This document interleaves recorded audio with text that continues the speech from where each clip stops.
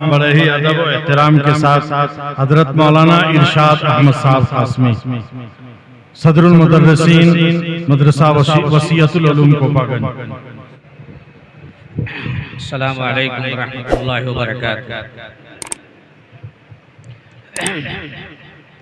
अल्हम्दुलिल्लाहि रब्बिल आलमीन वस्सलातु वस्सलामु अला सय्यिदिल अंबिया वल मुरसलीन नबीना मुहम्मद व अला आलिहि व सहबिहि अजमईन। अम्मा बाद फ़क़द क़ाल नबी सल्लल्लाहु अलैहि वसल्लम कुल्लुकुम राइन व कुल्लुकुम मसऊलुन अन रइयतिहि औ कमा क़ाल अलैहिस्सलातु वस्सलाम। मुअज़्ज़ज़ हाज़रीन, हज़रत सदरे जलसा, चेयरमैन साहब और दीगर उलमाए किराम, मौलाना अंसार साहब को बहुत बहुत मुबारकबाद हो। मुबारकबाद हम लोगों की तरफ से कबूल करें। कम खर्च बाला नशी, थोड़ा थोड़ा लोग किराया लगाकर अपने गांव से यहाँ आए और इतने लोगों से मुलाकातें हो गई। वाकई ये इस फन के माहिर कि अपनी थोड़ी सी बांसुरी बजाए। माशाअल्लाह, जिस तरीके से घर से बच्चे खाना छोड़ के भागते हैं क्यों कोई बांसुरी बजाने वाला आ गया, इसी तरीके से अहबाब दारुल की निस्बत पे यहाँ पे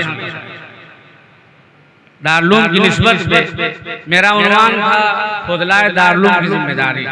अल्लाह का शुक्र है सब लोग जिम्मेदार बैठे हैं अपने अपने उसूल के मुताबिक, इस्तिताअत के मुताबिक।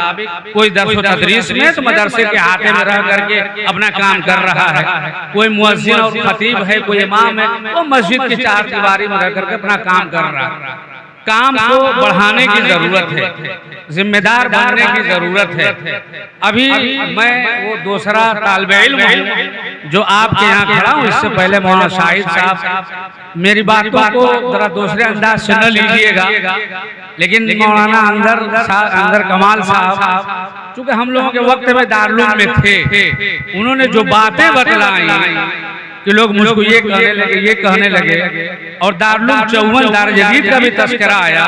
अभी दार जदीद 54 के मुल्क शाहिद साहब भी आए, मैं दूसरा तालिबे इल्म यहाँ पे आया और अल्लाह का शुक्र है हमारे उस्ताद मोहतरम दार जदीद 54 के तलबा को जानते थे कि बेचारे गरीब घर के बच्चे हैं, इनको सुकून से पढ़ने दिया जाए। यहाँ उन लोगों को न भेजा जाए जिनके घरों से पैसे बहुत ज्यादा आते हैं, ताकि इनको खलल न पड़े। इसलिए हजरत ने बड़ी दूर की सोच करके बड़े लोगों को मना कर दिया।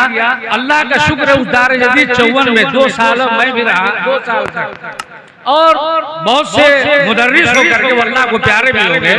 और यहाँ बहुत से लोग बैठे हैं जो दार जदीद 54 में रहे हैं और आज मुदर्रिस भी हैं, काम भी कर रहे हैं। हजरत को अल्लाह जज़ाए खैर अता फरमाए, बड़ी दूरबीनी से उन्होंने काम लिया कि इन गरीब तलबा को कहीं से खलल न पड़े। हम सबकी जिम्मेदारियां हैं, काम ज्यादा से ज्यादा मेहनत से करने की जरूरत है। मैं सन 1991 की बात है, दारुल की मुनासबत से बात याद आई तो बता रहा हूँ। अल्हम्दुलिल्लाह सुम्मा अल्हम्दुलिल्लाह, हरम मदनी में रोज़े अक़दस पे हाजिरी का शर्फ हासिल था। वहाँ पे थे तो एक बुजुर्ग जिनको व्हील चेयर पे लाया जा रहा था और मैंने उनकी तस्वीर देख रखी थी। वो थे हजरत मौलाना कादी मुजाहिदुल इस्लाम साहब नूरुल्लाह मरक़दहू। मैंने उनके जो खादिम थे उनसे पूछा, चूंकि उनके दाढ़ी में 1 या 2 बाल थे, आप सभी को मालूम है, तो मुझे शुबहा हुआ कि हजरत ही है। मुलाकात वहीं पे हुई और तारुफ हुआ। मैंने कहा कि मैं दारुल देवबंद से फारिग हूँ और जामिअतुल मलिक सऊद में इस वक्त महदूद लोगों में तालिबे इल्म हूँ। उन्होंने बड़ी दुआएं दी, लेकिन उन्होंने जो बात कही वो बस आप लोगों तक पहुँचाना चाहता हूँ। उन्होंने यही कहा कि कासमियत की लाज रखना, देवबंद की लाज रखना, ये कभी हाथ से नहीं छूटनी चाहिए। और उसी दिन इत्तेफाक से किसी साहब ने बताया कि हजरत मौलाना मुफ्ती बुलंद शहरी जो आशिक राय साहब बुलंद शहरी नवर अल्लाह मरकदहू, वो असहाबे सुफ़ा के पास उनके असर बार से ऐशा तक बैठती होती है, वहीं लोगों से वो मिलते हैं। फिर वहां से उनके मुलाकात के बाद वहां पहुंचे तो जब दारुल उलूम का तस्करा आता है तो करामाती तौर पे दिल के अंदर ये जज्बा पैदा होता है, चाहे वो बूढ़ा हो, चाहे अधेड़ हो, चाहे जवान हो, वो लगेगा कि ये तो एक ही साथ पढ़े, हम दर्स रहे, एक साथ एक क्लास में रहे, एक साथ दारुल हदीस में पढ़े। ये बड़ा अजीबोगरीब ये वालिहाना ताल्लुक होता है। एतकाफ में एक बार बैठा था मक्के के अंदर, एक बांग्लादेशी आलिम थे, उनको ये मालूम है, मैंने बताया हम दारुल देवबंद से फारिग है और भी मेरे अहबाब थे वहाँ पे जो एतकाफ में बैठे थे, इतना खुश थे वो, पर मैं मौलाना हुसैन अहमद साहब मौलवी रहमतुल्लाह अलैह का शागिर्द।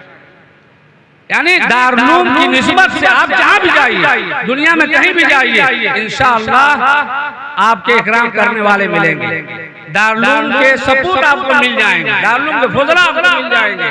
और ये पैगाम कि हम ज्यादा ज्यादा खिदमत करें और अपनी जिम्मेदारी को समझें, इसलिए कि जमाना देख रहे हैं, हालात देख रहे हैं, हमारे आने वाली नस्लों के ईमान को भी बचाना है, तो हम अपने अंदर उलमा पैदा करें, उनको उनसे काम लें, खुद भी मेहनत करें, इखलास अपने अंदर पैदा करें। अल्लाह तबारक व तआला से मेरी गुजारिश है कि मौलाना अंसार साहब मददुल्लाह अलैह ने जो भी किताब लिखी है, अल्लाह इसको कबूल फरमाए, हम सबकी हाजिरी को कबूल फरमाए।